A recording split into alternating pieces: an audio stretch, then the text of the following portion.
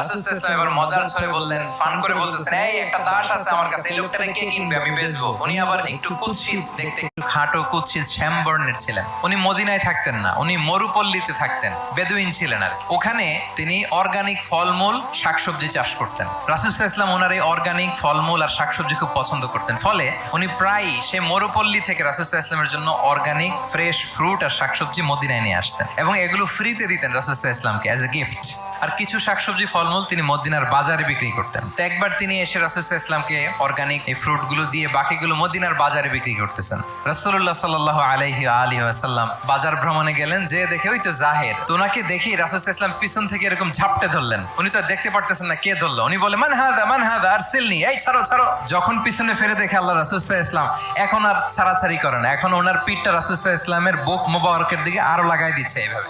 Fun করে বলতেছেন, এই একটা দাস আছে আমার কাছে, এই লোকটারে কে কিনবে, আমি বেচবো।